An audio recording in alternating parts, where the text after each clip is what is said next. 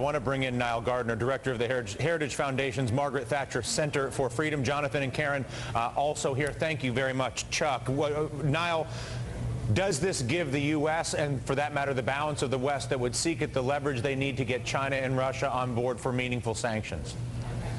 Well, this is certainly going to enhance the drive for further UN Security Council sanctions. China has given no indication whatsoever that they will support tougher sanctions. I think they will oppose them.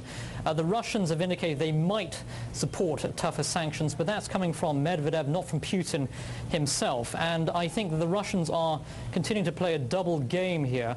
They are increasing some of the rhetoric against Tehran, but at the same time they're continuing to supply missiles and arms to the Iranians. So I wouldn't necessarily trust the Russians at all on this issue. If you were to look at the financing channels as perhaps the most effective immediate way to take action, as Andrea Mitchell suggested an hour ago, where does the bulk of Iran's financing come from?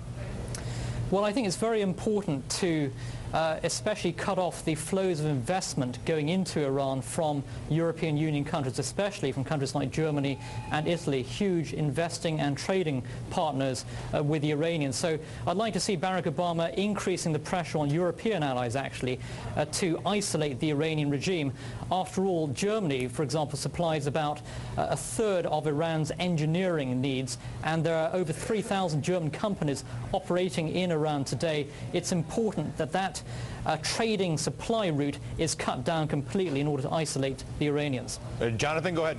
I had a question for Nile. Nile, should we take any significance in the fact that we had the President of the United States along with the President of France and the Prime Minister of Great Britain making this announcement together?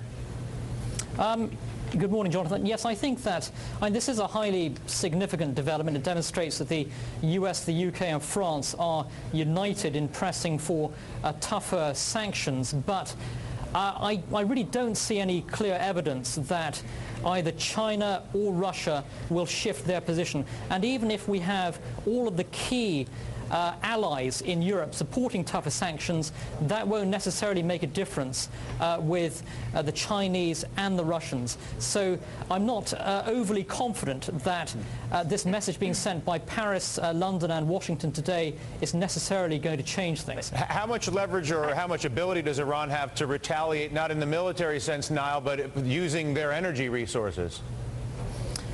I think that certainly Iran can try to retaliate with regard to oil supplies. But let's not forget, of course, the Iranians depend upon the refinement of oil outside of Iran for their own fuel needs. So there are two sides to this equation. And certainly the West can play a very powerful role in terms of strangling the Iranian economy if it chose to do so. And finally, now, how are Americans to interpret the ongoing resistance from Russia and or China to get on board, if you will, a more cohesive set of sanctions as a group? Well, the Chinese and the Russians are simply pursuing their own national interests. They have heavy military and economic ties with Iran. Also, let's not forget, of course, from the point of view of Moscow, for example, it's a good thing to make life difficult for the Americans and the British. This is about a strategic balance of power here. And the Russians see Iranian opposition to Anglo-American global power as a good thing. Nile, thank you. Nile Gardiner, Heritage Foundation, director of the Margaret Thatcher Center for Freedom. Contessa, what's the balance of the day's news? Dylan.